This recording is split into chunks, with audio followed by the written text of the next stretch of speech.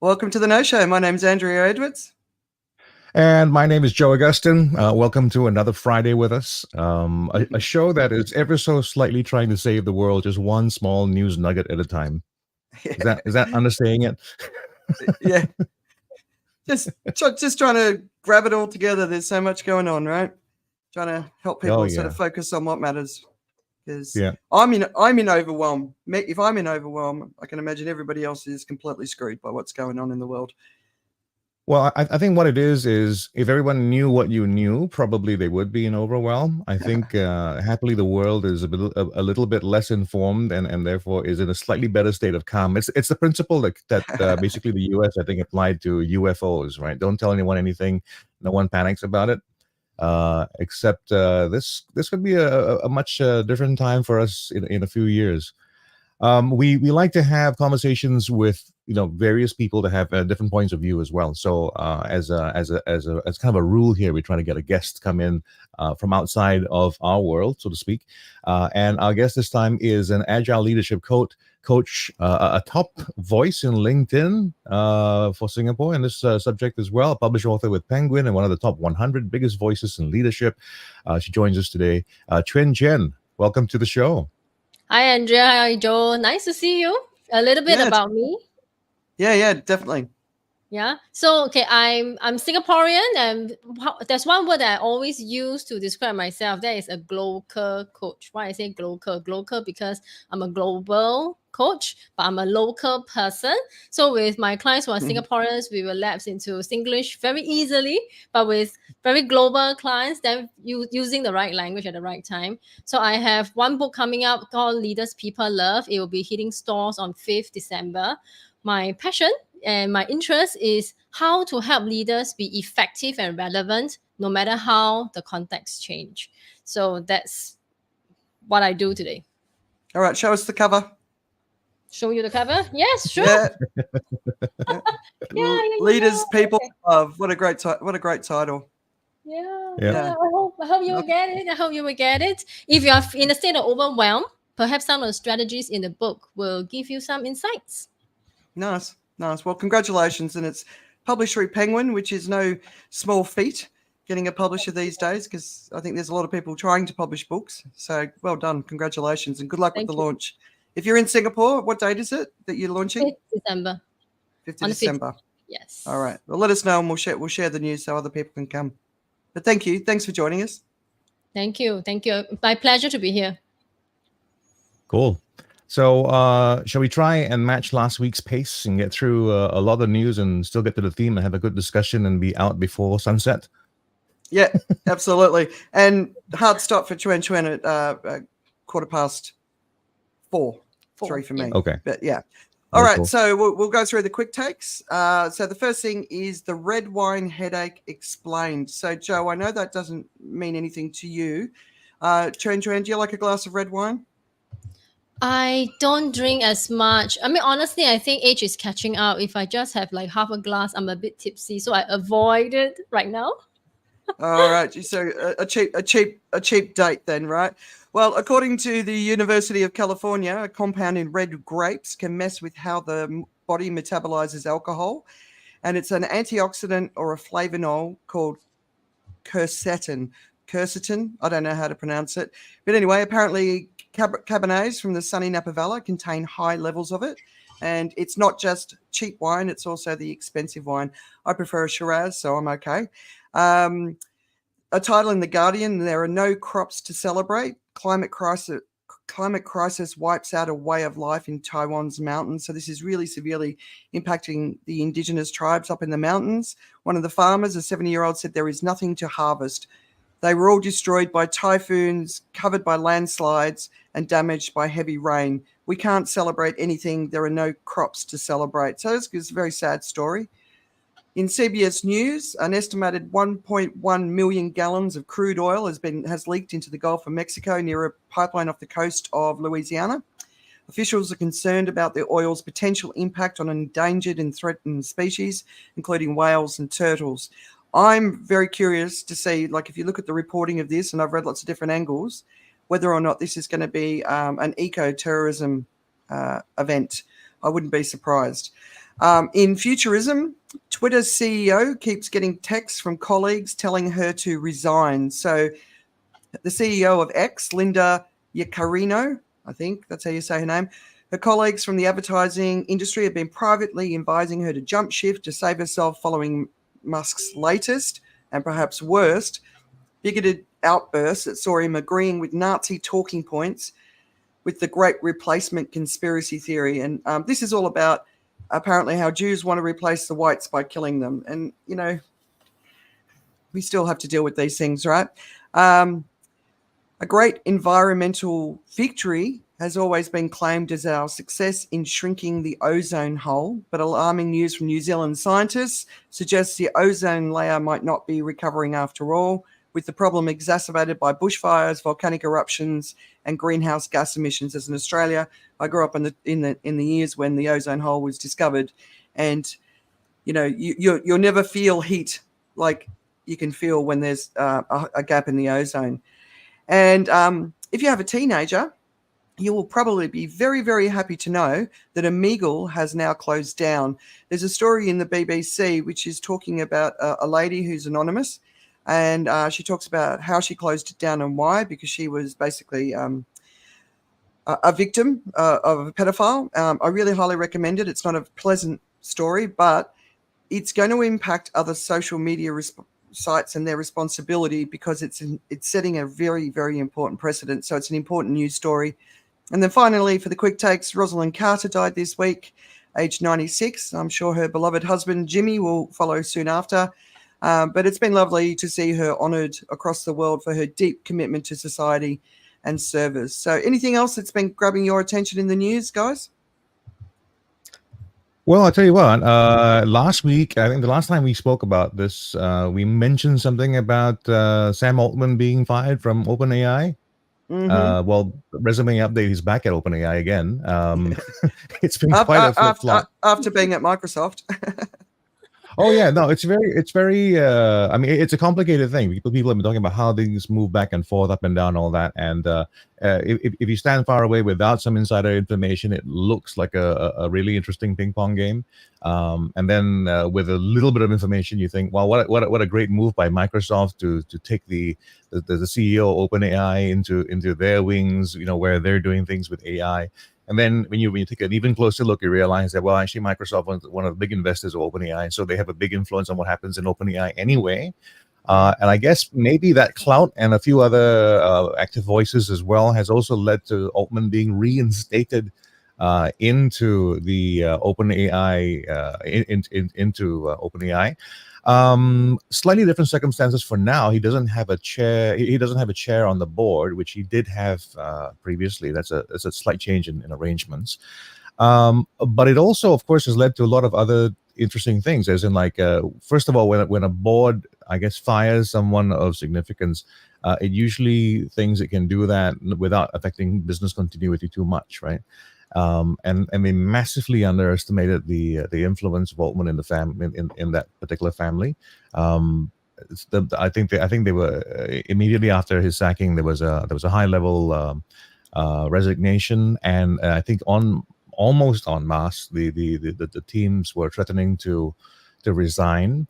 And it almost became one of those things where everyone who was there was going to end up at Microsoft. And I think this is actually the better look for everything. As in, I think in the big picture, what they've done is plugged a hole in the ark, and to convince everyone to come back onto the ark. Because you know how controversial OpenAI, or at least a ChatGPT and AI is in general. And I think a kind of big fallout at the major company and continuing in this fashion. This is my personal opinion on this, right? But continuing in that fashion would do major damage. First of all, I think in terms of the confidence in AI, because there would be all kinds of discussions and arguments about it. There seems to be quite a lot of divergence in terms of because of the timing of this as well. Just before he was fired, I think there was talk about a particular breakthrough in AI that was just on the verge, and the way it was described, depending on who you spoke to it, was a massive step forward or a huge, bigger threat to humanity. And I think that's where there was some divergence in terms of opinion and where they should go about it as well. So that was how they did this. It's a combination of business as well as I think ethical considerations, because I think OpenAI is supposed to be this. It's not supposed to be this big, massive for-profit company. Although, we know how that works. There is a kind of a double agenda there. You want to make something that's kind of good, and you want to be able to monetize that. But yeah, there is great concern about where it could go wrong. And now the great big discussion is how do you have more governance on this? So the good news that's come out of all this is actually I think they've voted, or at least they're moving in the direction of expanding the board, which means more voices, which in my mind it's good, because you have more witnesses to major decisions that the company might make. And because it has a potential for affecting all of humanity, that's better than having just one guy or two guys, or women in charge. Yeah, no, I saw Brian Solis piece. He's somebody I follow, sort of a tech sort of analysis, I suppose. And he said it's a reset on the ethics conversation, which was important. So I thought that was good. But yeah, it was kind of like a what over the last week, right? Yeah. But yeah. AI. So that's the interesting stuff that's happening at OpenAI. And by the way, they just recently had so much demand for their ChatGPT Plus is that they closed subscriptions to it as well. And on top of that, yesterday, I think it just went down altogether. So there's it's what sometimes is known as a happy problem. But at the same time, it's just some timing and everything. It's not been the best of times for them. Yeah. I mean, there's a lot of aspects, and I'm including a lot of different variations of the story in the weekend read. So if you're interested in digging into it a bit more, there's some content there. So moving over to Israel and Palestine, can we hope for an end to the hostilities in Gaza and Israel? And I think the ceasefire has already started, but I hope we can resolve this, and this is the beginning of the resolution, because the impacts of this war are rippling out and consuming the world, which is very bad news for all of us. So today, like I said, we're waiting. I think the ceasefire has actually begun, and the next step is obviously the first hostages will be released. And it can't be soon enough, not only for the Israelis desperate to have their family members returned home, and I hope the hostages were treated with decency and respect, but we know the chances of that, based on Hamas's brutality when they attacked Israel, is pretty low, but you got to hope. But it's the children of Gaza that I pine for, and the stories of the parents who are losing their children as a mother. It obviously breaks my heart. So in a Reuters article, the headline declares Gaza the most dangerous place in the world to be a child. So more than 5,300 Palestinian children have been reportedly killed since October the 7th. And the stories of heartbreak and devastation keep coming out and continue to fill our news feeds, and all we can do is stand witness to it. And, that's just hard in its own right. But equally, I think the fear for the Israelis and their family members and what's happening for them, especially because there are babies being held hostage. So that's devastating too. So we need this to end, especially because in the Telegraph, there's an article titled Gaza Races to Disinfect Refugee Shelters as Disease Starts to Spread. So an epidemic of diarrhea has broken out as experts fear typhoid and cholera outbreaks could be looming. As a result, refugee shelters in southern Gaza are being disinfected with chemical agents in a bid to prevent a catastrophic outbreak of disease. So the bombing has destroyed much of Gaza's sanitation infrastructure, leaving sewage running through the streets, while shortages of clean water and antibiotics threaten to tip the precarious situation into a health crisis. At least 830,000 Gazans now reside in overcrowded shelters, so refugee shelters, while 70% of the people in the enclave south have no access to clean water. So all we can do is wait and hope that this is the end and we move forward from here. So any thoughts on what you guys have seen going on in Gaza and Israel? I'm just hopeful for the exchange to be smooth. Yeah. Joe? Well, I've been seeing because of the friendships and the relationships that I keep as well. I kind of see I wouldn't say both sides of the story, but I see a little bit more of the Israeli side of the story and how things are how things are looked at. And it's really hard to come to kind of a peaceful place, because I find myself recalling, and this is probably not a great reference, but like men are from Mars and women are from Venus, right? There's a kind of vibe similar to that that's happening in terms of what's happening. You're I'm hearing an Israeli side of the story, which technically, according to the rules of law and all those things, actually works, but it just doesn't feel right and it doesn't look great, right? So that's that combination of things that happens. It's one of those things where we're in a conflict, and one side, and I'll just say, I won't talk about whether or not anything of this is true, but just hypothetically, if you talk about someone in a conflict where you both recognize that you were in a conflict, and one side uses a child in the way as a means to stop the conflict, and yet on the other side there is the existential threat that you're trying to wipe us out completely. What is the moral situation there? If you're at war, you're going to try your best to attack the combatants, but if what happens is in the middle of that you have collateral damage, what is then the right thing to do? And it's easy to say when you are on the ground and without being sort of like in touch with everything that's been happening, you go, yeah, it should make sense. We should not be doing this. And I think what people maybe forget is that I think both sides at some level have some feeling of we should not be doing this. And then but is the big thing that is in the middle of all this. But they've done all these things to us, but we've done all that. And what it's all that history that comes along with that. So when I look at the alternatives, it's almost like both sides don't have an alternative to do something. It's terrible that the choice that has been made to do what they're doing right now, but both sides don't have a choice in terms of having to do something.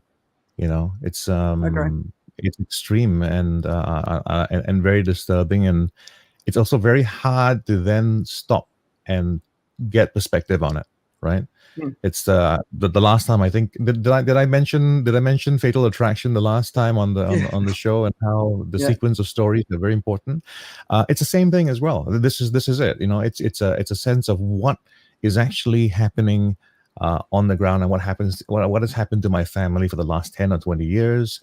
What happened to my it's all those things that should not matter if you really think about it, because today I am who I am today myself. I should not be carrying all the history with me, but yet it is there, right? And to have that history influence your choices going forward it's a little bit regrettable. It's I think if you look at what happened when Mandela took over in South Africa, it's a whole different look as to how maybe this could turn out, right? It's a sense like what Mandela did was organize a reconciliation.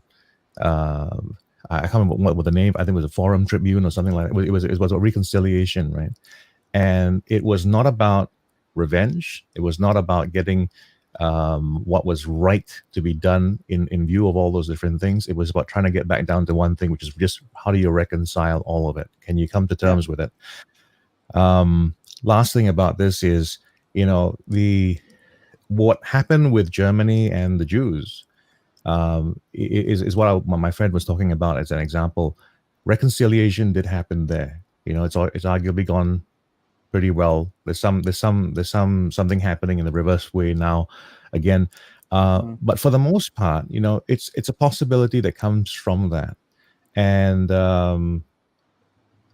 the idea of war, because we haven't really been in this huge war for a long time, the idea of war is a kind of removal of obstacles so that you can rebuild. And that's it's a very difficult thing to think about in terms of war, but we do that with reconstruction. We do that with development of land and all that all the time. But when it does include people, that really changes the way we feel about that. Yeah, especially children. Oh, look, you know, Yeah. I'm so with you, Joe. It's so much more complicated, you know. Like, so if you actually study the history of the region for the last 70 years, but even the last 3,000 years, right? But especially in the last 70 years, Israel is always so constrained. So I always think, you know, what we're seeing today looks so horrific. But if America was attacking Hamas for the same, we'd have 100,000 deaths. So one thing is, even though it doesn't feel like it, because there's so much suffering, Israel is always constrained. The other thing about Israel is it honors its women, and what Hamas did was attack such a deep value for. This is just my personal opinion, not just being friends with many Israelis and Palestinians and Muslims around the world. But this is just my opinion.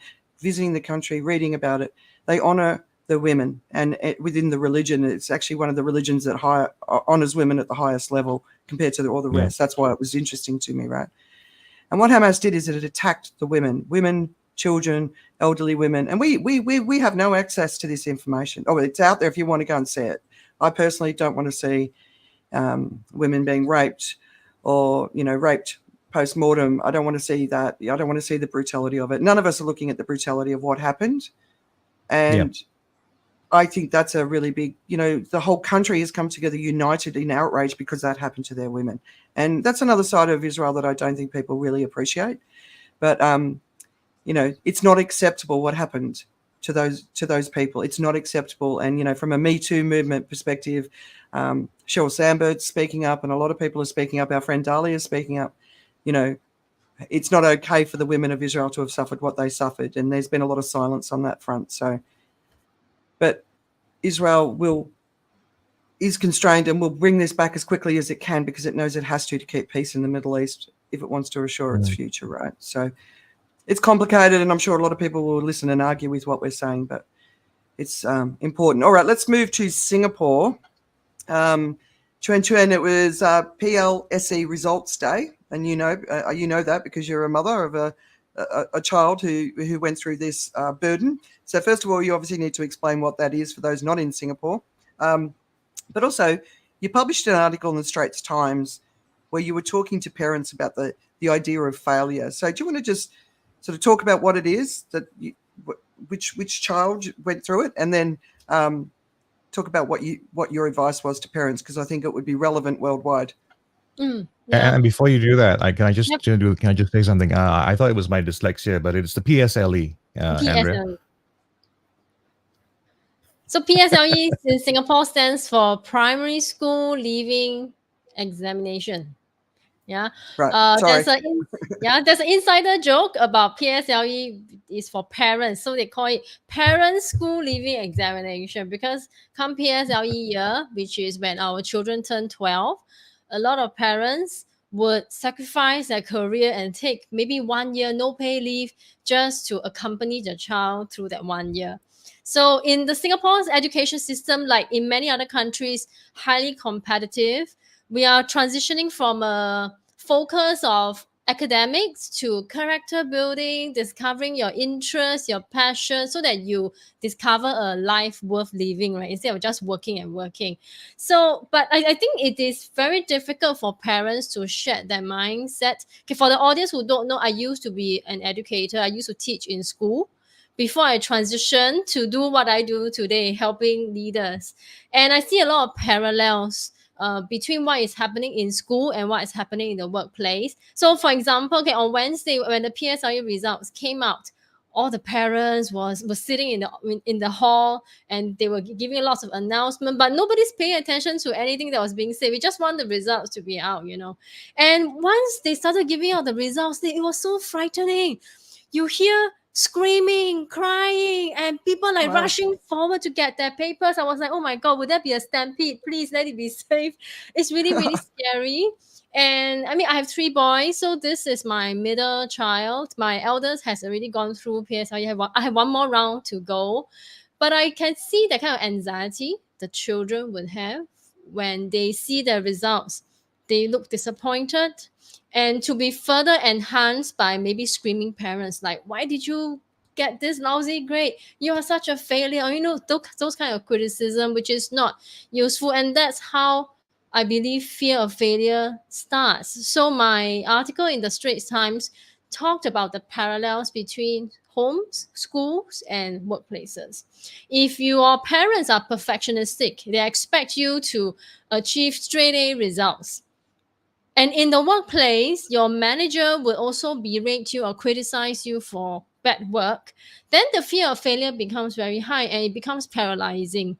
I mean, my whole takeaway 2 days after the result has been released is when I did a post-mortem with my son. I said, "Oh, so how do you find, what do you feel about your result?" I said, "Yeah, I'm okay. I expected this. I think it's pretty good. I'm satisfied." I said, that's great. But the downside is there are other parents that I'm hearing. The child, himself or herself are happy with the results, but the parents are not. And then they will push the children to do additional things, perhaps in the school holidays, or maybe even at the next stage, choose a school that doesn't really suit them.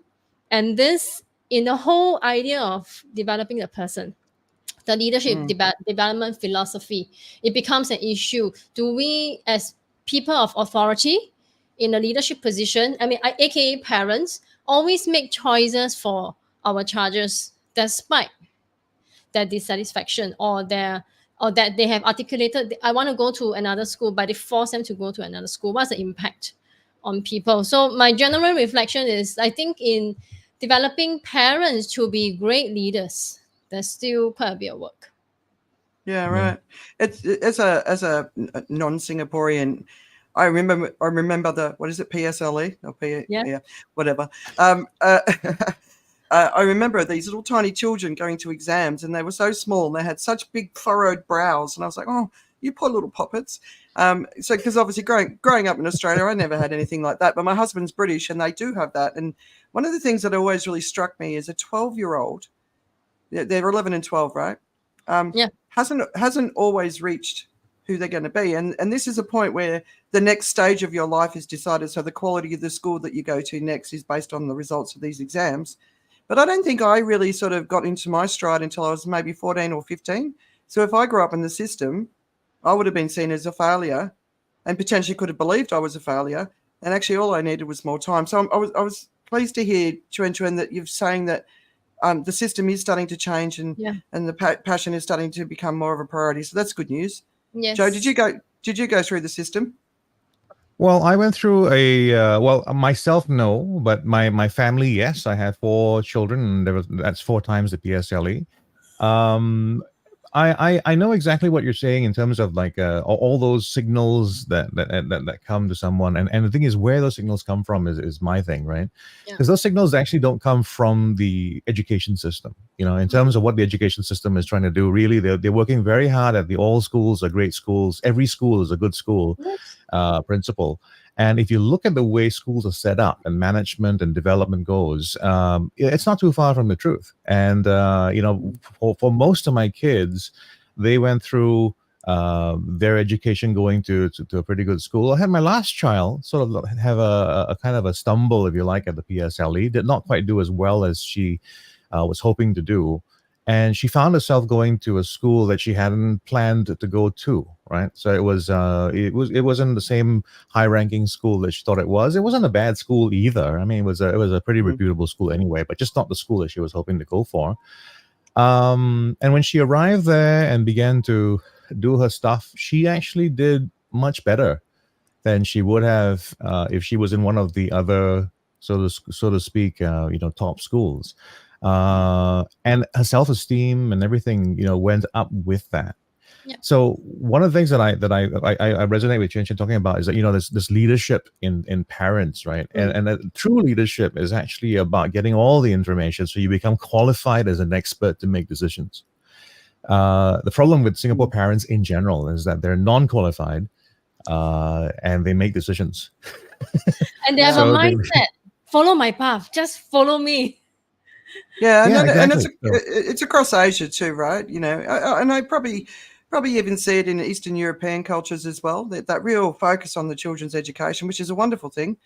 But if it's crippling a large percentage of children and their potential, then I'm glad it's being looked at. But even in when my boys were 2 and 3, there was complaints because there wasn't enough mathematics being taught, and I'm like, they should be having their hands in the dirt right now, not and counting grass or something, but mathematics, So yeah, just different ideas, right? But it's changing slowly.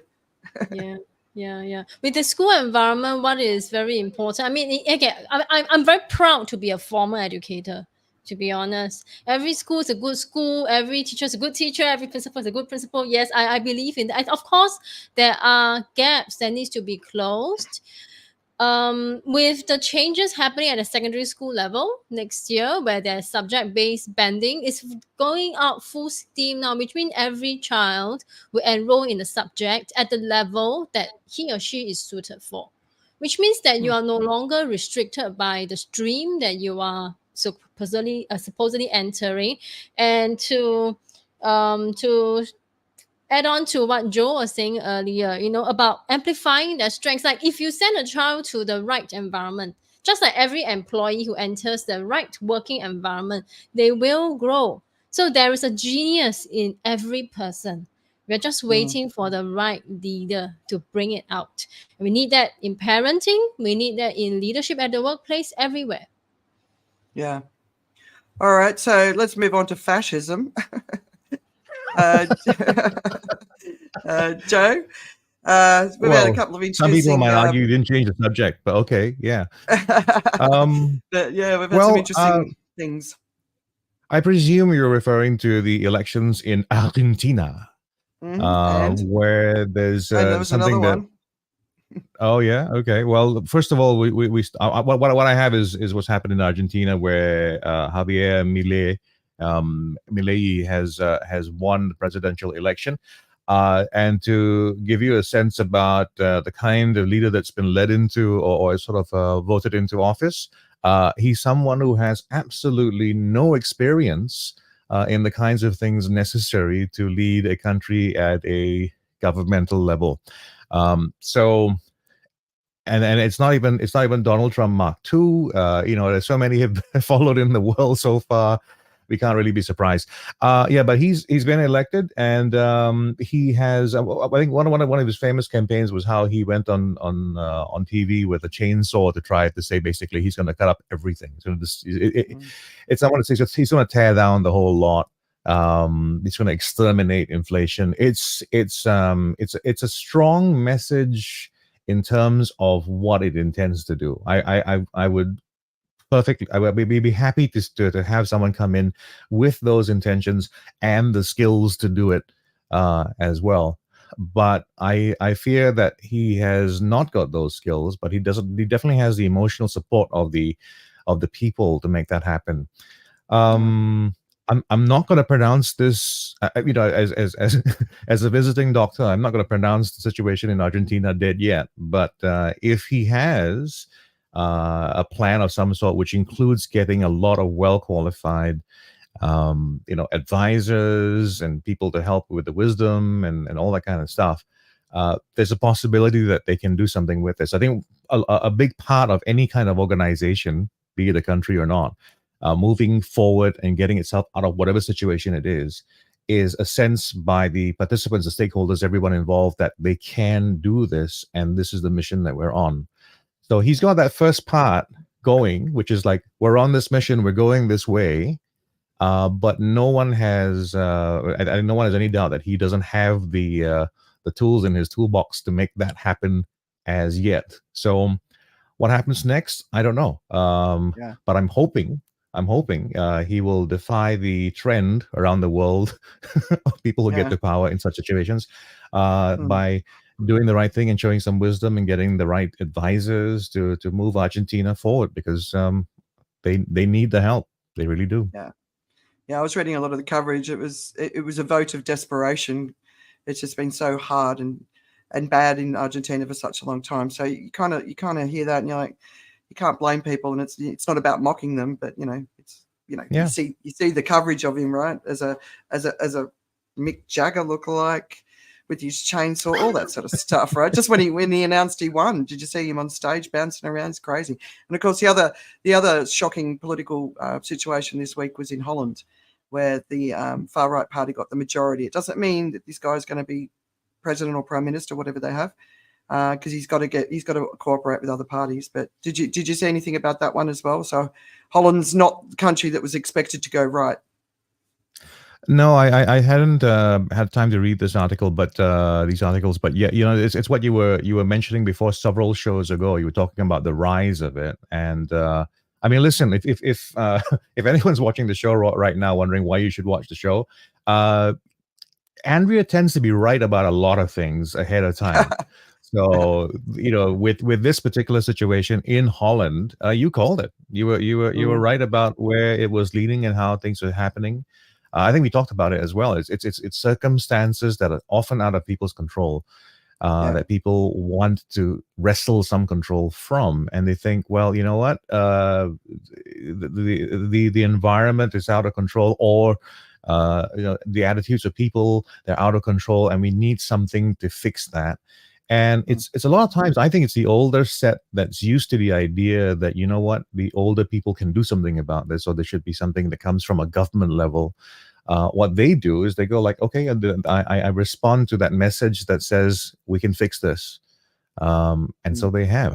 I mean, I must confess to not knowing the absolute details of what they were pushing for, but I'm sure it was to solve the pain that many people feel. And people said, yeah, I'm happy to go with that. Yeah.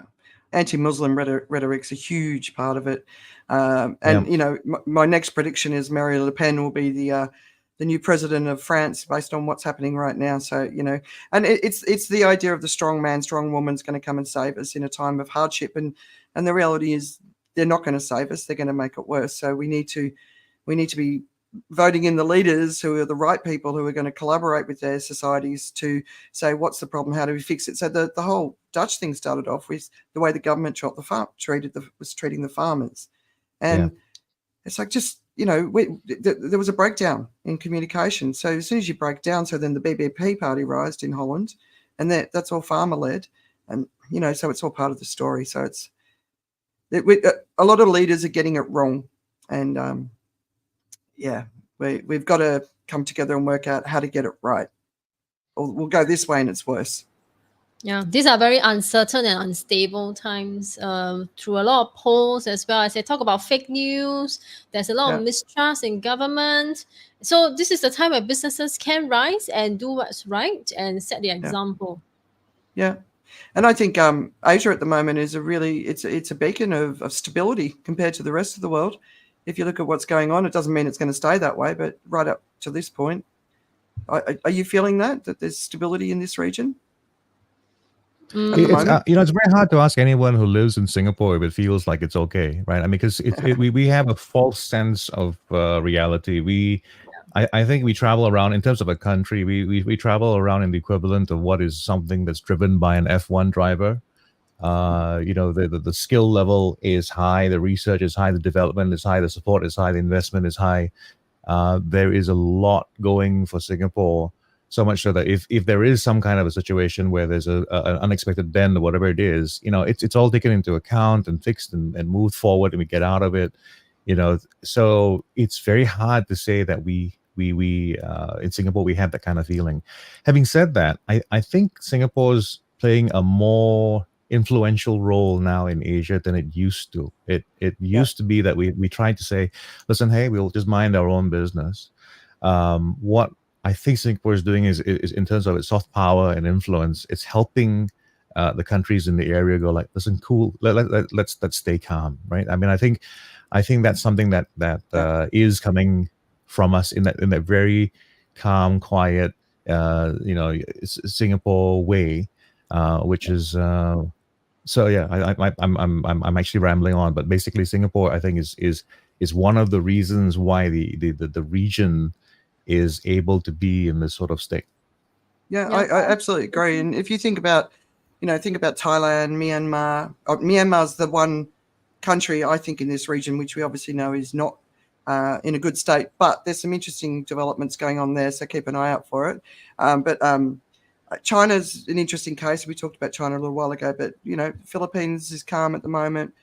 Malaysia seems calm at the moment. They voted in quite a progressive sort of government last time. So and I do think I do see Singapore as sort of taking on that leadership role. Calm. Cooperating with the big ones, China, the US. That sort of whole message. So yeah. Ensure some stability in Asia, I think, and soft power is the right word. I actually use this a lot in my work when leaders want to work on an influence. Yeah. Influence is not just hard, just bash. You have to learn how to take a step back, build a relationship, make sure you have the social currency, then you can ask for a change. So I'm hopeful, fingers crossed, that the two wars would stop really soon. I mean, it is the people who are suffering, and with all the instability happening all around the world. I mean, personally, okay, Singapore, yes, I agree with Joe, we are very safe. We have a false sense of security. However, among the global clients, I do see that apprehension that when they make business decisions, there are a lot more variables, and already is disrupted by technology and AI, right? And then now you have all these political instability. It is increasing the level of adversity for them. Absolutely. And, you haven't seen empty supermarket shelves in Singapore yet, but we've certainly seen them in other parts of the region. So inflation, the cost of rice has increased massively, which has a huge impact. When fuel goes up, the cost of fuel goes up. That's a huge impact on people who could earn, 2,000 baht a week, right? Which is basically $80. And they survive on $80 a week. And that's for all their food, all their fuel, everything they need, sending their kids to school. They're good, So that's when things get unstable, right? When people are really, really hurting at home. So that's my fear. So let's move on to the environment. So it's been a big, and I haven't got even all of the major news items, but it's been a big week this week. So the global average surface temperature was more than 2 degrees Celsius higher than pre-industrial levels on the 17th of November for the very first time.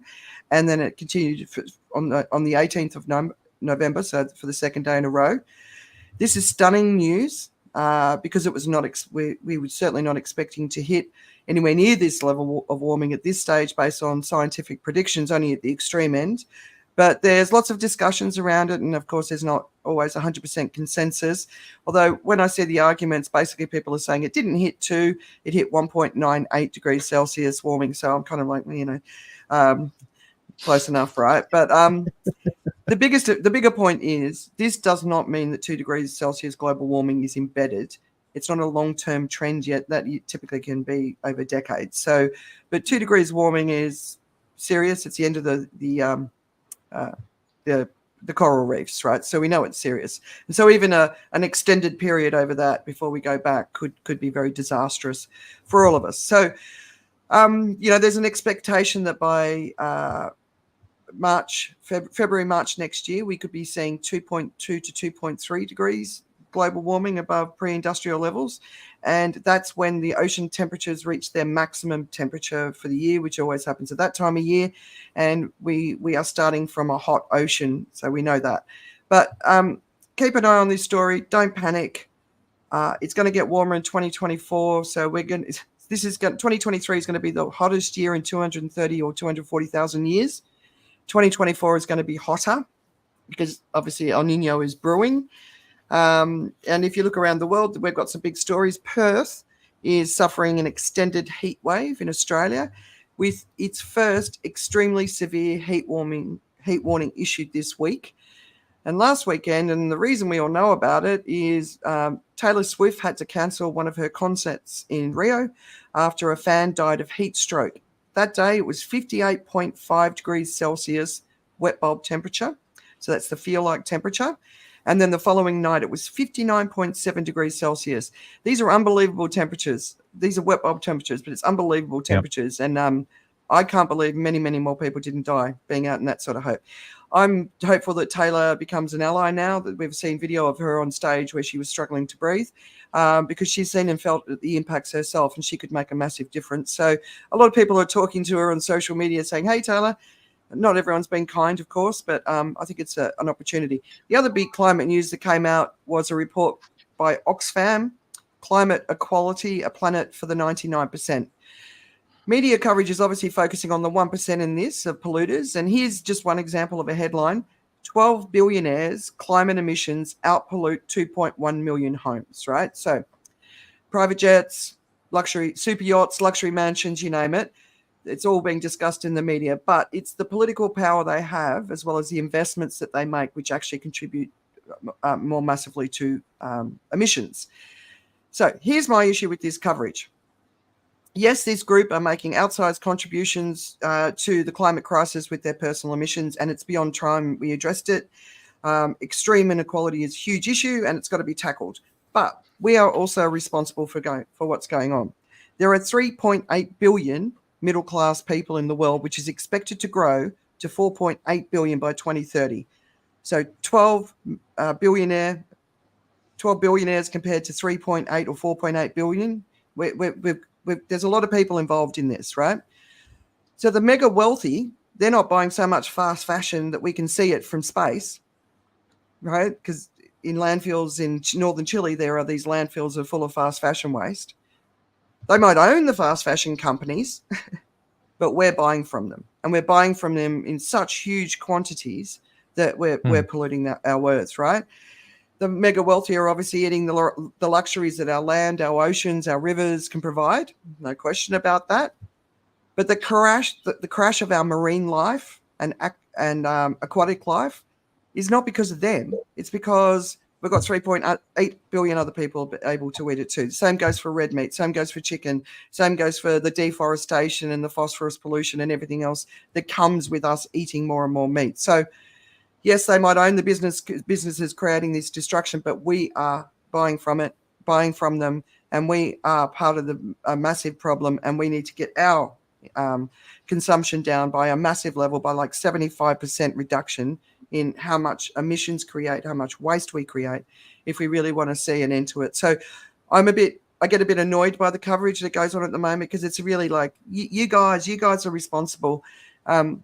There's 2,640 billionaires in the world, so it can't be 1% of a global population of 8.1 billion people, right?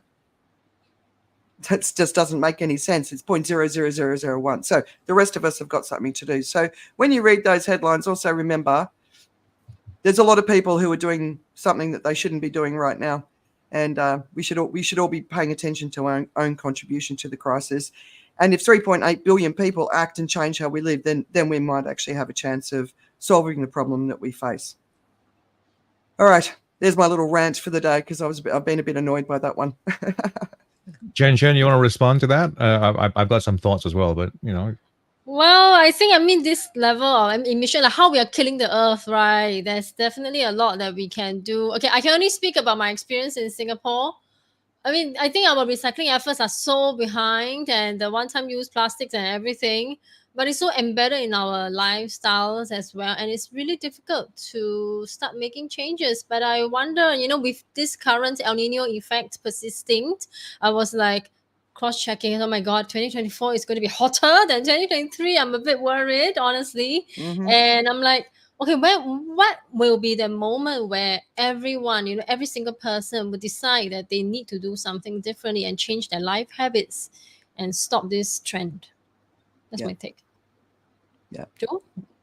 Well, sadly, I can tell you the answer to that question will be someone dying on the way to work because of the heat. That's really what happens in Singapore. We tend not to notice a lot of things happening around us until something severe happens to somebody like who can be an avatar for ourselves, or we feel extra compassion for. If you want to get some fast action, have a kid die on the way to going to school because of the heat, and then it becomes something to be very concerned about. So, the same kind of thing happens when we talk about the environment. It's really, really very difficult to get excited. When I say excited, I mean to be shocked by it. Like we talk about temperatures of the earth warming and stuff like that, right? And for the people that know, 2.3 sounds disastrous, right? And for the people who don't know, it sounds like 0.3 off some scale, and it's not that big a deal.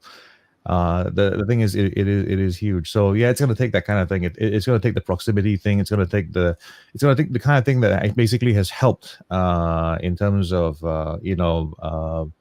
diversity as well. Someone in your family shows up, somebody close to you suddenly becomes someone that you understand a bit more, and then you go, oh, this is the big problem now. We all understand that problem. I was just saying about how we're all part of the issue, as you were talking about there, Andrea. And I was going to use the COE in Singapore as a way to describe this, or how we can kind of like understand this. The price of the COE, the certificate of entitlement, basically for everyone who's not from Singapore watching this, is a certificate that we have to buy in Singapore to own a car, right? And so to buy a car, which may cost $100,000, you might spend as much as $150,000 for the paper to be entitled to own the car, and that is it's based on a quota system, and so it's bid in terms of bid on, and then the price goes up. Every month there is a small number of new cars that are allowed onto the roads by this quota system. So maybe about 2,500 new cars are available. And the interesting thing is, in terms of bids that actually go in for this, the bids are actually just slightly above that. They're about maybe less than 4,000 bids that sometimes go pursuing the 2.5, maybe 3,000 bids. And so what happens is we have a situation where the price has gone up and gone up and gone up and gone up. And when we talk about who's to blame for that, you don't blame the people at the top of that and say that's what makes it happen. You blame actually the collective action of everyone that bids these things that shouldn't be needed in a country where there is all this public transport, other systems to get you around. You don't need to get a car, really. But yet we do need to get a car. So the same That's way one of the with 5 the C's, right? Yeah. So it's the prestige, the it's thing, status. yeah, but I think what we can maybe consider try to put out there is this: that things don't have to be absolute. It doesn't have to be that you absolutely have to have a car yourself. We got to try and figure something out where 5 people can own one car, or that sort of thing, because we can all do without a car sometimes, and we all sometimes need the car at the same time. But if there's a way of doing that, and actually what we have now is pretty good in terms of the ride services and all that. That's a way of splitting it up. And people who've done the math, who used to own a car and now do the ride services, they realize that actually, depending on your schedules, you actually save money by not actually owning a car in Singapore. So I'm on the verge of that particular discussion as well. We used to have a car, we still have a car, because my child's in a wheelchair, but she doesn't like traveling in the car with us. So maybe that's not going to be something to hang on to. Yeah, we need to sort of, the concept of the my friend Pete Kurtz mentioned it, the sharing economy, right? We don't have to individually own everything that we own, like even our white goods, right?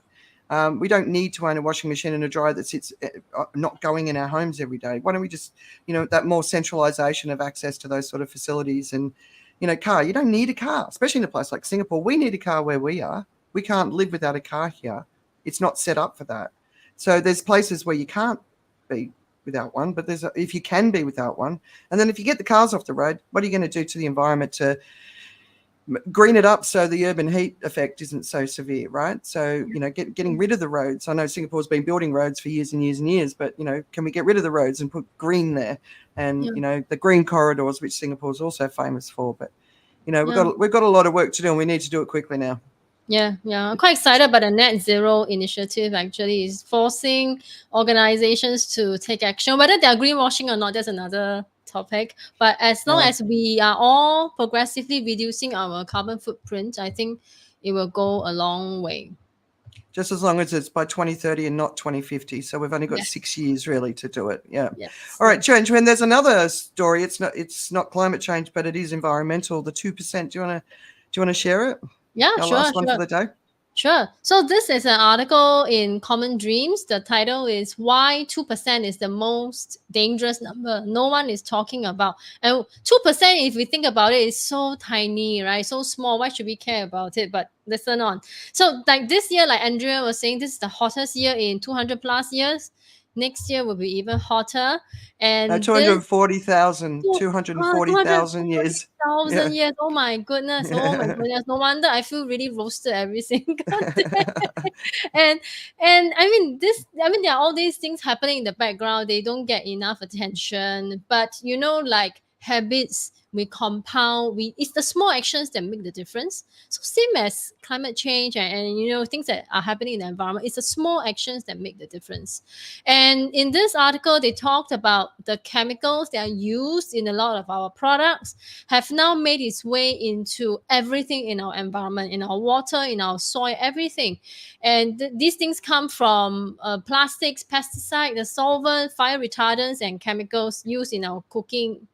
I think cookware coating, meaning like the Teflon kind of coating, right? So it's really alarming. We have all these products around us, and when we discard them or when we use them, these things actually leach into our body, into our environment. And what is happening is, what was alarming was it is affecting sexuality and reproduction. And not just in humans. Okay, so in Singapore, we have very low birth rates, same as many developed countries, right? But on the whole, we are seeing a shrinkage of human population, especially the working class. So in my domain, I have a lot of leaders who are now struggling to hire.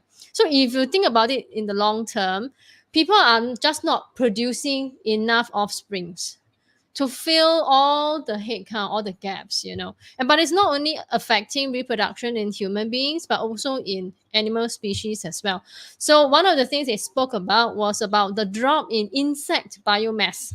Again, I know if I tell friends, they'll be like, why would we care about any insects? Let them be gone, because we don't like creepy crawlies or stuff like that. But just by dropping the insect biomass by 2%, it has a huge impact on biodiversity. Say, but for it's example, 2%. But it's 2%. It's 2% every year since the 1970s. Yeah, so it's a massive drop. Yeah, it is. And I remember some years back, there was quite a lot of coverage about bee populations dying, and bees are the most important pollinators for food crops. So if you want food security, you want to ensure that there's food for the growing population on Earth, right? Then we need the insects. So this topic then becomes quite controversial, because a lot of people would just sweep it under the carpet. They think that reproduction, sexuality are, number one, very culturally sensitive. And for the chemical industry, earlier we did speak about, like OpenAI, is it profits or is it ethics or doing what's right? So all these factors come into play. So it's quite difficult to even start talking about it. And this study even went into talking about men's sperm count, and whether they have more deformities among the sperm, and whether the women, they themselves, also suffer from poor health. One thing I did notice, one thing that caught my attention is the study talk about many countries, many young girls experiencing puberty earlier and earlier. Yeah. Then what is the implication? The growth of the body and the mind are not in sync, right? And here's one really important piece and to be seriously considered.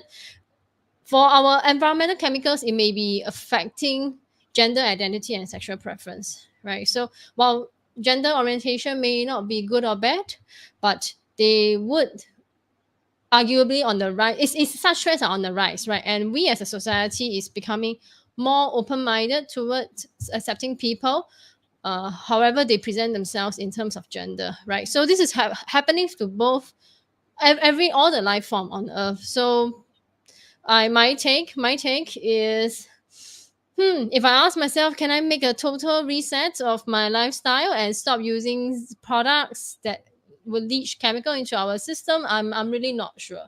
I wonder what Andrea and Joe thinks.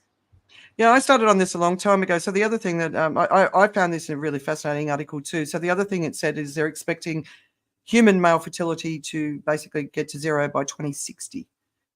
So 2% every year drop or 2% every decade drop. Those are the sort of numbers they're talking about, which don't seem like much. So for the girls in going through puberty, every decade they go through puberty 3 months younger.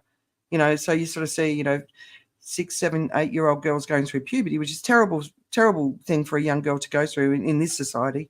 So years and years ago, I started getting rid of, is it phthalate? Is that what they're called? Basically synthetic hormones that are in our moisturizers, shampoos, washing powders, all that sort of stuff. So I started to understand it years ago because one of my fellows was going through a bit of an issue. And so I wanted to make sure that there was nothing that was in his life, including going on or in my body, because I was feeding him at the time, that could potentially have an impact. And so I use coconut oil as a body moisturizer. And we've actually gotten to the point where we actually make our own.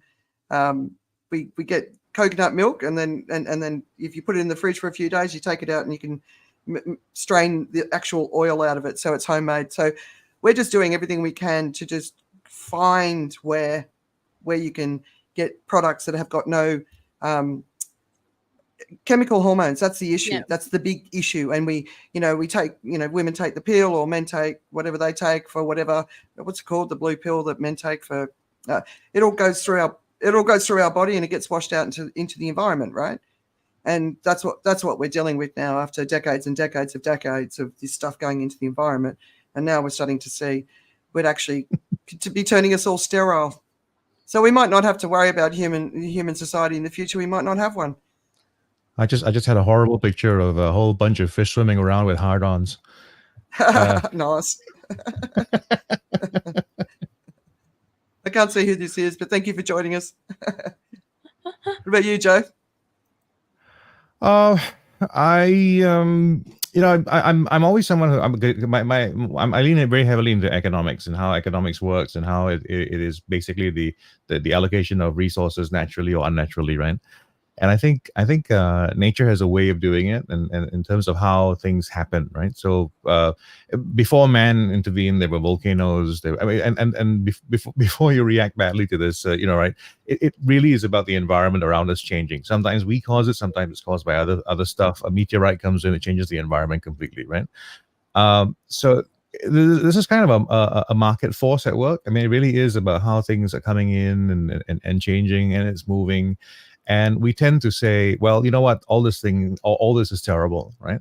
But at the same time, it's not, right? At the same time, things are kind of great. I mean, if I talk about the life that we have right now, I'd rather the life we have right now with the risks we have right now than the life my grandfather had with the risks they had back then.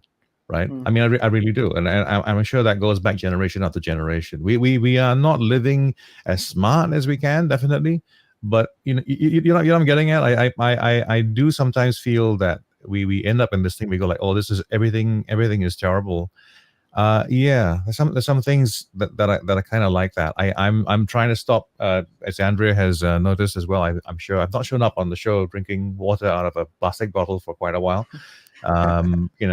It's and again, I don't buy new bottles. I reuse them, and even that's bad because of all the microplastics and stuff that go along with that.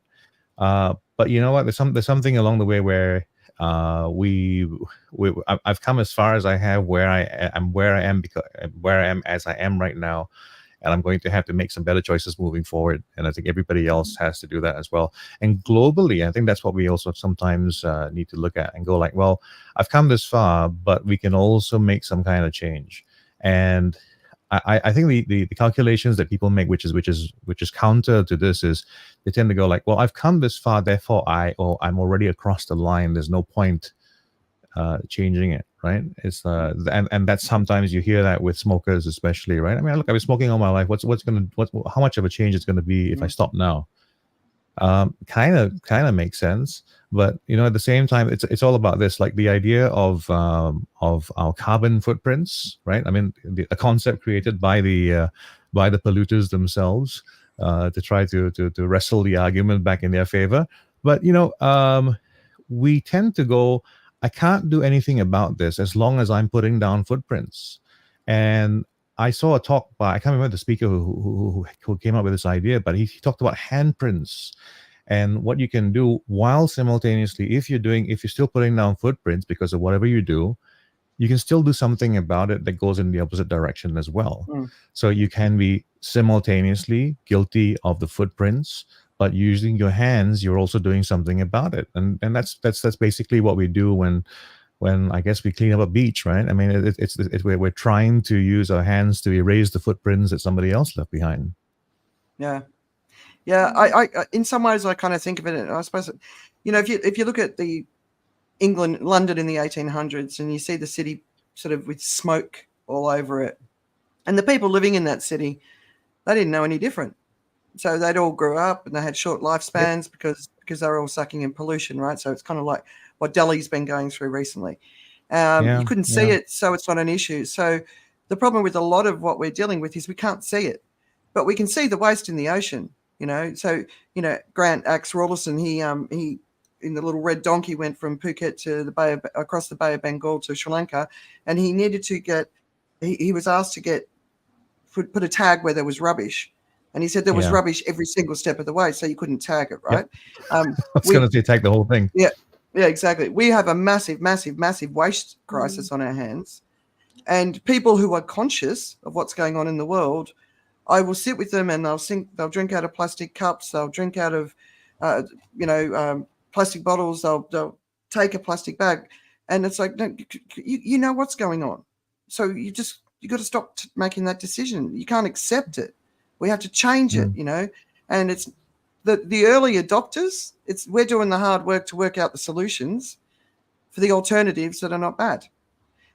So we're doing the hard work, but we need everyone to do the hard work. Find out, how do you reduce your impact in every way? I like the green handprints. I think that's a nice way of explaining it. But we all need to be, and collectively 3.8 billion middle-class people need to come together, and we need to take our power from the middle, and we need to get out there, and we need to fight for our future, and we need to clean up our world, and we need to address the forever chemicals, all of the plastic waste, the micro, and we're not going to solve this in our lifetime because there's so much of it now, but we have to make a start, and it's a big, big, big issue, and we all have to come together with the corporations, and we have and the billionaires, and we have to make a start.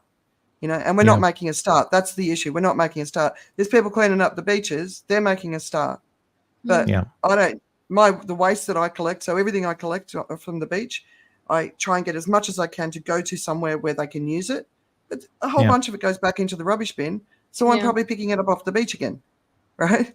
Because there's insufficient infrastructure. But it's creating momentum. People are seeing everyone out there cleaning the beaches. They're like, oh, wait a minute. We can do something about it. People get despondent. There's no proper infrastructure. Blah, blah, blah.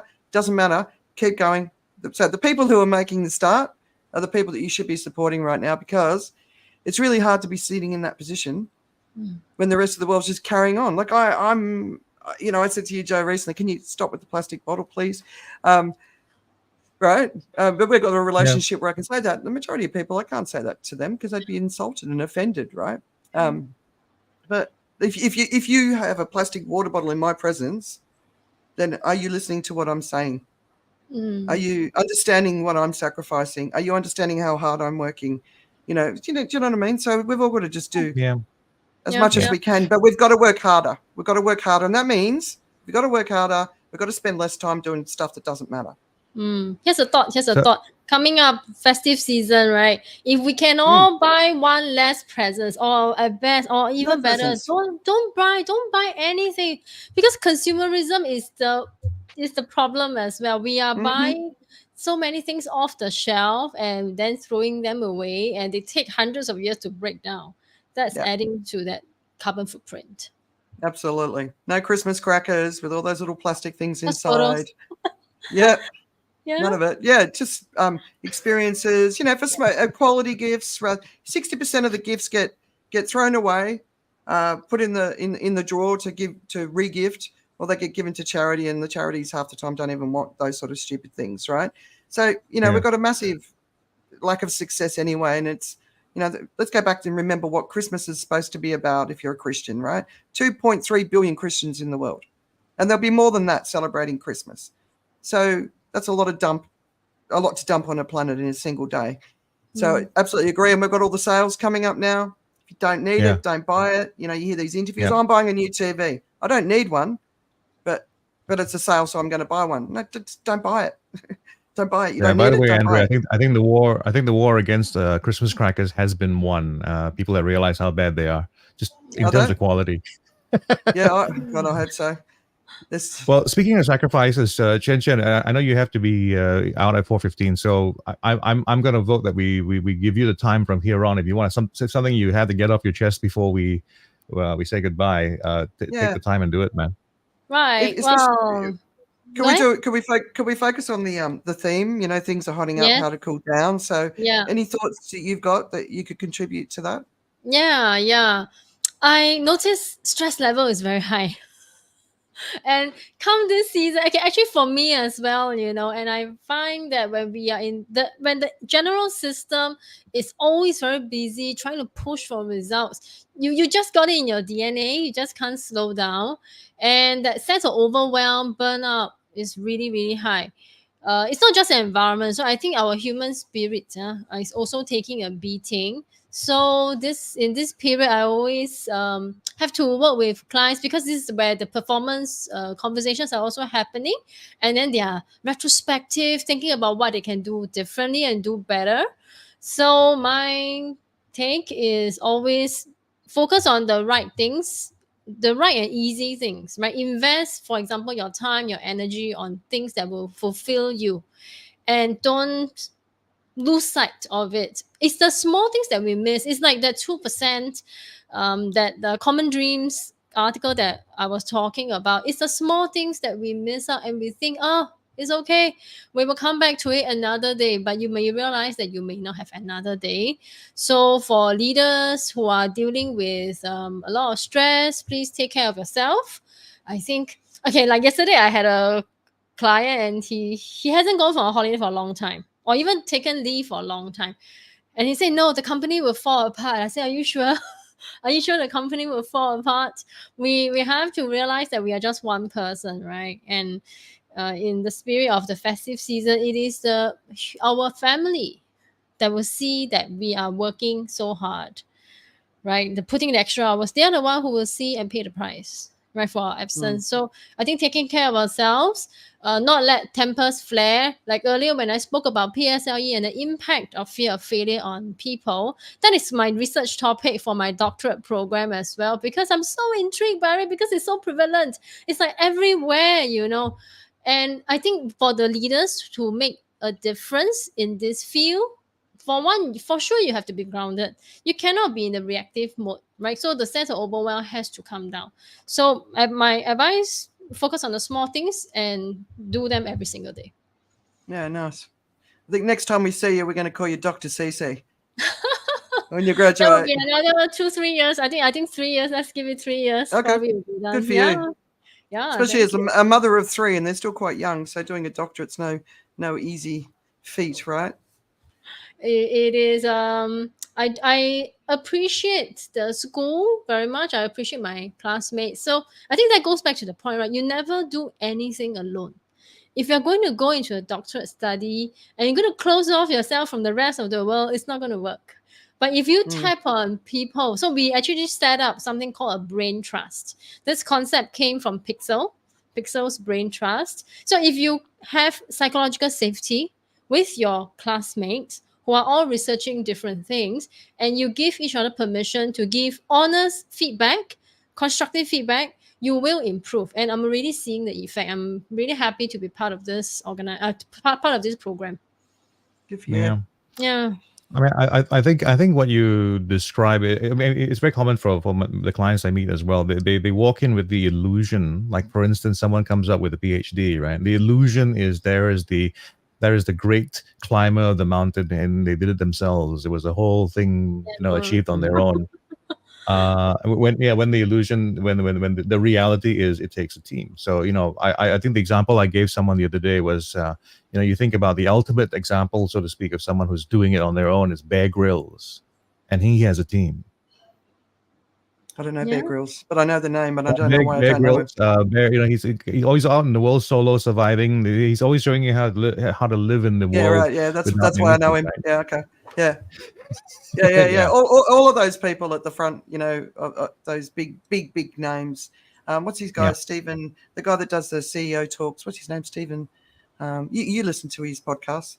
You know, when he sort of Bartlett, laid out Stephen Bartlett. and he laid out what he does Yeah. and his team and the investment they made. And it was a huge team around him, and I was like, well, okay, that's what that takes if you want to succeed there. You know, I mean, he's talented and he's good at what he does, but there's a big, it's always team, right? And remembering that, not being alone.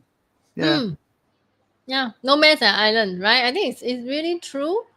Yeah, for a lot of leaders, when they come to me when they are stressed, I say, why are we so hung up? You know, we have our priorities wrong. I keep thinking about the results, but at the end of the day, it's the relationships. So there are stories I tell, like people at the deathbed, they will talk about their interests, their passions that they have forgotten to pursue. They have ignored the family who have given them unconditional support and love. So it's the relationships that matter the most. Yeah. Remember. All right. I know you need to go. So Chen, we've met before, but it was really great to get to know you a little bit more today. So thank you for joining us. You've been an awesome participator, hasn't she, Joe? Oh yeah, man. I'm really enjoying the sound of your voice. Just the difference in terms of the space that we're usually used to. I mean, everybody is used to speaking like sort of a kind of intellectual academic sort of way, and I like and I can imagine the clients you help as well, because people go like, oh, okay, I can do it this way as well. So you're refreshing that way. Thank you. It's been great to be part of the No Show. It's my honor. Thanks, Dylan. All right, have a great weekend. Bye. I will hop off first. Bye. All right, Doc. Bye. All right. So Chen. So she was great, but things are heating up. We need to cool down. What do you think, Joe? I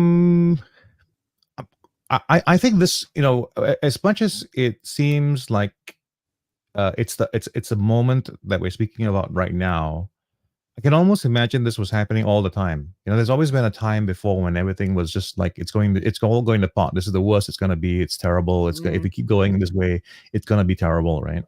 And I think the world has gone through that too many times for it to be taken seriously. It's like we've cried wolf too many times, so that it was like if you talk about how old the message on and this is what is usually given as the example of why we should be in a better state. The calls regarding the global warming and industry and all that. And if you talk about the first movie that was made about that, if you go look it out, it's from the 1950s. So that was a movie that was made about global warming and where we're gonna go. And the main issue is we didn't die. We survived. We made it through. We're now on the other side of it. And the sense of invincibility, it's not, I don't think it's conscious. I think it's an unconscious sense of invincibility that says that, what, it's really not that bad. And that's where we are currently again.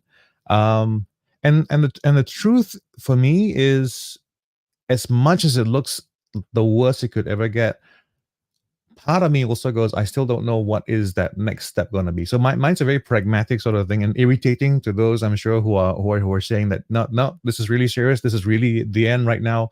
That's the end. That we're going over the cliff. I'm someone who goes, okay, yes, and what is on the other side of this? What actually is going to happen? I don't know. Will we be able to make a better world? I don't know. I just listened to this short story recently, and it was called History Assignment, right? It was a work of fiction done by somebody in 2056, and I think they were on Mars, and they're just talking about the time of the global climate holocaust, as it was recalled, and the kinds of things that we looked at. And one of the insights was essentially that the problem is people don't see the big problem happening. They don't see the Holocaust. They don't see the great catastrophe that's coming our way. They see the household that they have. They see the relationships that they have and the things that they have to deal with. So what's going to be served for dinner tonight is taking more importance than the fate of humanity itself. But I think things like the heat, which especially everyone in this part of the world is starting to feel, It's like, whoa, wait a minute, that's not how it used to be.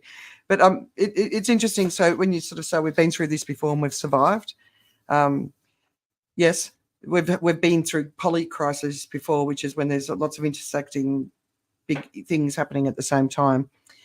But we've never been through what we're going through now, and having all of this other stuff with the environment, biosphere collapse, ecosystems, extinctions, forever chemicals. We've never had all that, right? And the escalation, which is even freaking out. The scientists have been studying it for years. So we've never had all of those things coming together at the same time, which obviously for most people is like, how do you cope, right? And so the majority of people are coping by switching off. And I speak to loads of people who they can't do it, right? And I'm like, I get it, but God, someone's got to be paying attention here, because if we're not paying attention and doing what we're doing, so my message is just do what you can to reduce your impact. Just do what you can, and and my job right now is to recruit 1 billion people who commit to doing that. That's my mission, right? And then we ripple out and we hopefully change things. But what we need. Sorry, go. No, so what we need really is we've got to put on our big boy pants. I mean, the problem with the world right now is, while all this is happening, okay, so the world's getting more overwhelming, it's more difficult, there's more anxiety going around, and our response to it has been, no, what we have to do now is go into our various corners and protect our mental health. Start with me, look at me, we'll do all that. And I think as much as that feels kind of good, it's actually very bad for all of us, because what happens, and we've even had speakers on our show as well, right, where I have the temptation to go like, no, that's not the way we should be doing things, because if all we're going to do is look after ourselves, then nobody else is going to be looked after. The whole thing about, like, I mean, as a mother, I'm sure you feel that as well, right? Is that there is more than just looking after yourselves, right? A mother could very easily say, like, well, I've done my part. I'm going to have a glass of wine and cheese, and you guys go ahead and do what you do, right? I mean, you're 16, you're 18, you're 20, you're 60. It's all up to you right now. Or you can go like, maybe I can still help. Maybe I can do something about this, and maybe I have some space in my brain for what's happening with you. Right now, people are just going to their corners, man. It's just like the phrase that I really, really, it really kind of upsets me, but it's very popular. Is you do you, and I go like, no, there's a reason why this isn't working out. It's because just what I'm doing isn't working out for you as well. Yeah. And I think we can apply that to a lot of different things, man. I mean, you do you. I had someone had a conversation with me, which made me think about it quite a bit. This thing about F1, because I know how you feel about it, in terms of like, there is, it's not the worst thing that the world's doing right now, but it's not a terribly good thing as well. And I found myself a bit more conflicted about it. In terms of what I think they're trying to do good things despite what they're doing. It's they're if you ask me in terms of where they could possibly be going, people are accusing them of greenwashing, and at the same time I go like, but they're actually making some material steps towards the right direction, and yet at the same time they're also burning off a whole bunch of fuel as they move teams around the world and what have you. But yeah, I just think, you know what, if the world just goes about all these difficult challenges and says, no, I'm just gonna just ignore that and just be myself and look after myself, then what I would be someone who watches F1 happily without any kind of sense of regret or responsibility to anybody else, and that's where it will stop, right? And you multiply that by the billions, and then we have a world basically that doesn't care, right? So just imagine if the Titanic was where it was. I mean, let's talk about the absolute nth level of what can happen, right?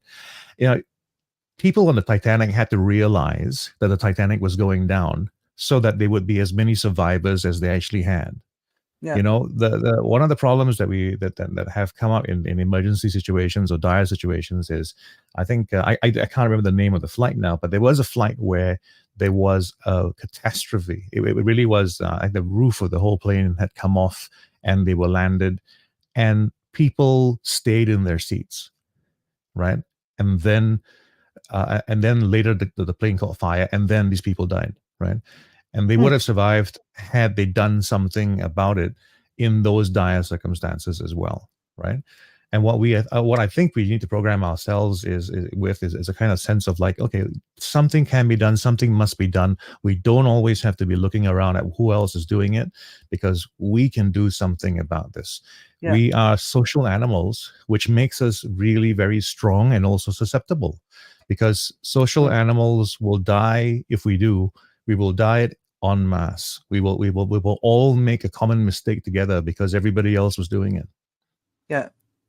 You know, we can have things like the Formula One, but we can't. So we've got, I think it's 2.6 billion cars and motorbikes on the roads in the world today, right? Mhm. So that's the bigger problem, you know. So we can keep our little entertainment, you know, with Formula One, and you know, the guys are all of the. There's so many of the drivers who are speaking up on the climate.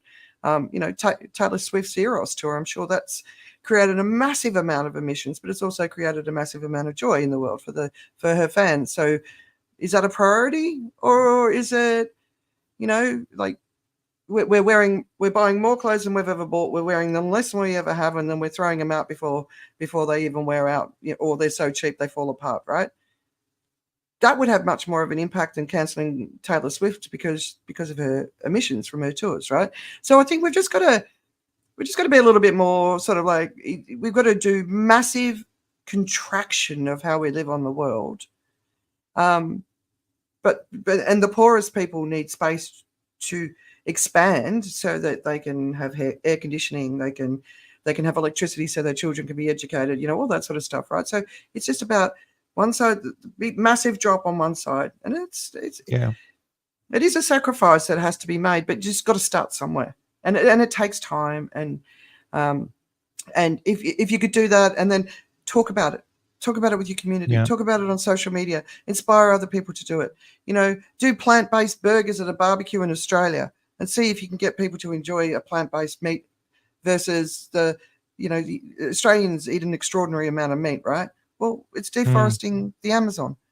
So, you know, it's doing damage. So how do we change that? So being open to it, mate. You know, I put a picture up the other day on Facebook with my husband having it was called a breakfast sausage, and it looked like a burger, and I had a taste, and it's all right. So I don't need to have a one of those plant-based meat replacements. I just won't have meat, right?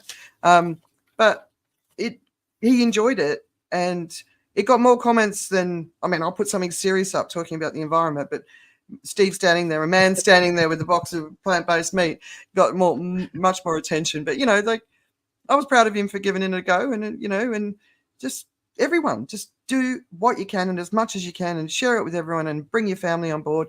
I can't get my boys to stop eating meat, but they're certainly eating a lot less meat and huge amount of vegetarian. Every now and again we do vegan. That's a tough one for my boys, but we're doing more and more and more and more and more, and that's all we all need to be committing to, and quickly.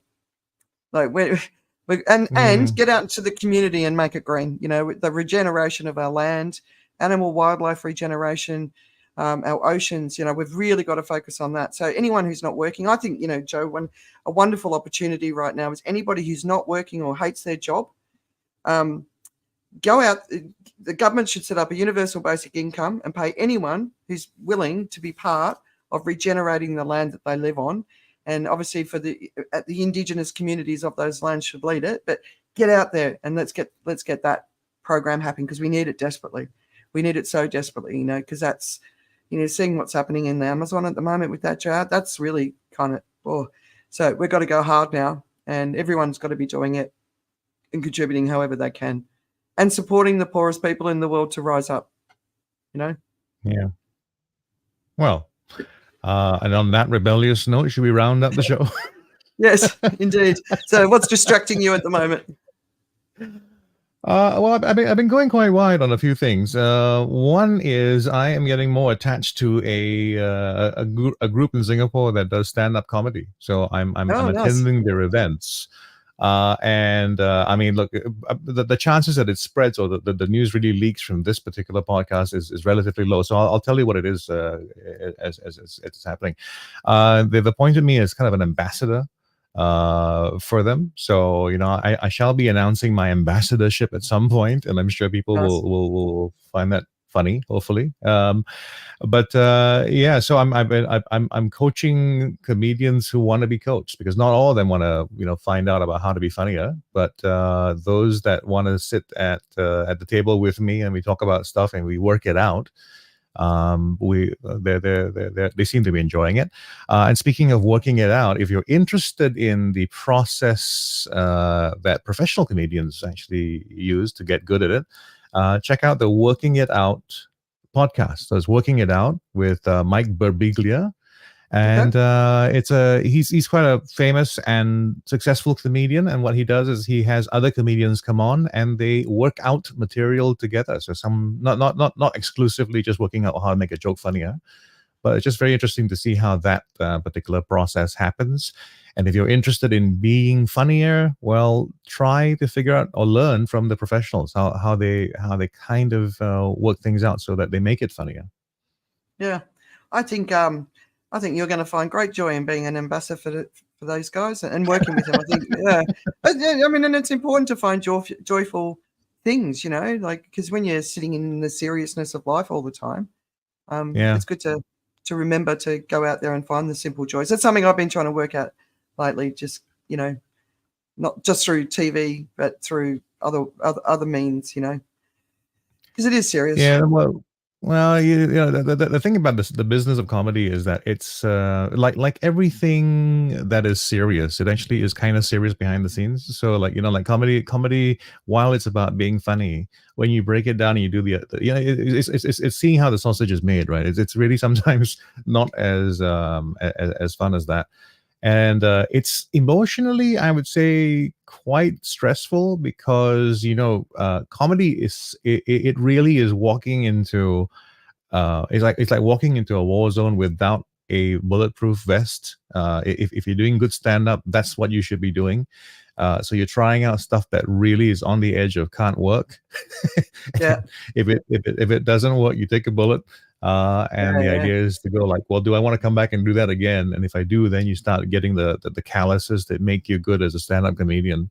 So I get to be in the front row watching this happen as well. And it's sometimes it's more painful than you think comedy might or should be.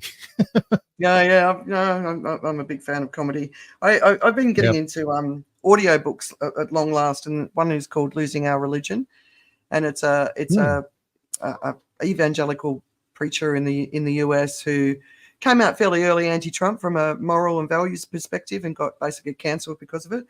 And he's written this fantastic book, and it's called Losing My Religion, but I can't remember the rest of it. But I definitely recommend it, especially if you want to understand what's been going on in the US from a Christian sort of perspective, because a lot of what we've seen in the last few years has been like, how can Christians be this way?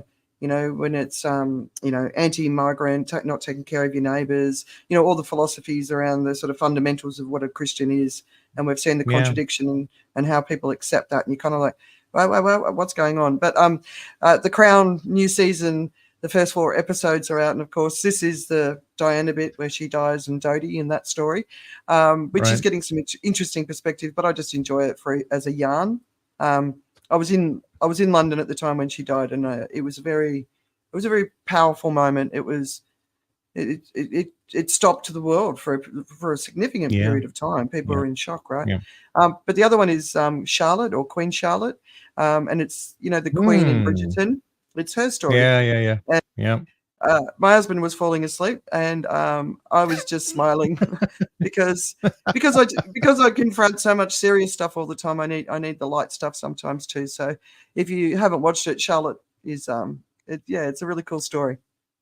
Well, it's from the same stable that brought you Grey's Anatomy and other delights. Shonda Rhimes, right? Shonda Rhimes, right? Shonda Rhimes and team. So I tend to stay a little bit away from Shonda Rhimes and team just because I end up going into these places where I go like, okay, well that's a step too far for me. I can see how it's delicious, So I see it like McDonald's TV, which isn't necessarily good for you, but hey, it's delicious. Yeah, I don't know. The whole Bridgerton thing's interesting. Like one of the things I love about it is, because this goes back to the experiment, and this is when multiple races become lords and ladies, and it becomes a more inclusive society. And I love that. But the other thing that I really, and they tackle all sorts of forms of sexuality and acceptance, and but it's not all smooth sailing. But the other thing that I really love about it is the music. So they'll have a ball where they're playing. It looks like a sort of 18th century ball where everyone does those dances and stuff, but it's modern music played in a traditional way. And so it's got lots of layers. It's got to have lots of layers, but the most important thing is it's got to have joy and kindness. That's what I need. Yeah. In the world Oh, right now. have you managed have you managed to catch up with Welcome to Wrexham? No, not yet. No, yet. It's I if think that you're looking, maybe I'll give if you're looking for Steve a chance. Yeah, he'll enjoy it. Yeah, if you're looking for that kind of feeling, it's like the Ted Lasso documentary. It's not bad. Yeah, pretty good. Yeah. All right. You reminded me. All right, guys. Thanks for joining us, and we'll see you in a couple of weeks. Only got a couple more shows before we end the year, but we always appreciate everyone being here. So, thanks, guys. Yeah. See you soon. This way. Stay sane. Yes. Yeah. Try to. I know it's hard.